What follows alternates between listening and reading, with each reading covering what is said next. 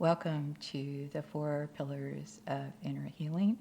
And this first section is going to be on judgments and bitter roots, or why am I just like my parents when I tried so hard not to be?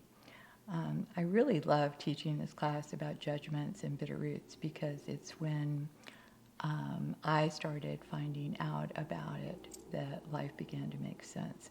All the dots in my life began to connect, and I began to see like, oh, gee, I did a lot of this stuff to myself.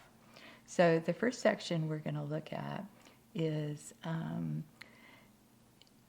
everybody has stuff happen to them, okay? And in this section, we're not going to deal with abuse, but we're going to deal with something called judgments. And judgments happen when judgments happen every day, basically.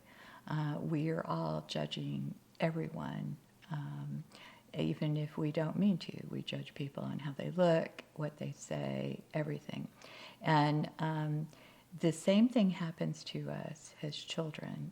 So when our parents do something or act a certain way, we make value judgments. We go, oh, that was good, that was bad. It's not like we make a conscious judgment in our mind, but it's more in our spirits and our hearts. So in that sense, it's not so much what happens to you, but how you respond to it. And one of the ways we respond is by judging people, especially our parents.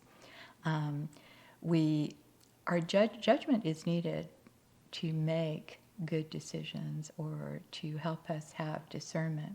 However, judging people has universal consequences.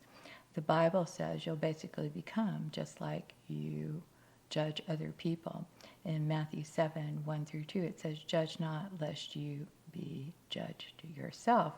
And the way you judge, or your standard of measure, will be measured back to you. And then Matthew 7, 1 through 12 says, you will reap what you sow. So let me give you a few examples here. If you're driving down the road, and we've all had this happen, and someone just cuts you off, you're naturally going to have a response here. It's going to be a judgment, right? And it's probably going to make you a little angry. If you're still angry 10 miles down the road and you don't understand why, it's usually because you have made a judgment way back and it is triggering something inside of you. So in that sense, I always highly recommend people to do a thorough examination every night, every day, of any negative emotions you have had, because they're going to give you some really good information. So let me give you an example of a judgment. When I first began to get an idea that this was working in my life, I'm trying to think of how old I was, probably in my 40s, unfortunately. And I was watching the 700 Club, Pat Robertson, and he was talking about how if we judge our parents, we become just like them. And at that point in time, I was really struggling hard with cigarettes. I was never very bad, but I did smoke cigarettes as a way to keep from eating. And I realized at that point, it was like, both of my parents smoked. In fact, my grandparents are tobacco farmers. One set of them were.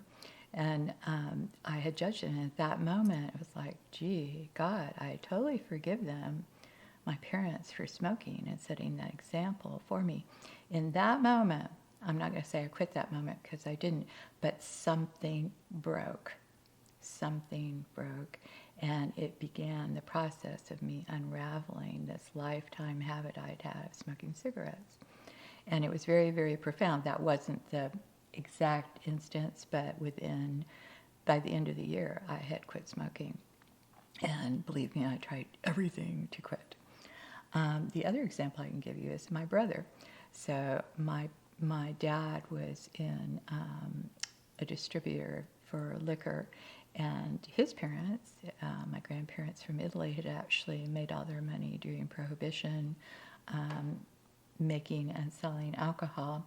So guess what? My brother wound up drinking and smoking. He did both, and he never got free of it till the day right before he died. unfortunately. But he had definitely judged my dad for doing that and was reaping it. So those are just some examples of how we judge people. I want to add one other thing. Let's go back to our guy who cuts you off while you're driving. If you judge somebody as a poor driver, guess what? You're going to be a poor driver.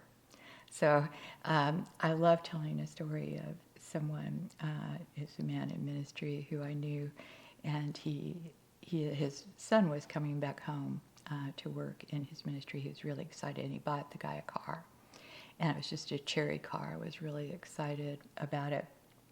And he wrecked it as soon as the father gave it to him. And he said, guess what? The next week, I totally wrecked my car. Because it comes back very, very quickly. And that's why Jesus said, do not judge. So if this is crucial for us, because it is a universal law. It's the law of the universe. If you judge, you become just like you have judged.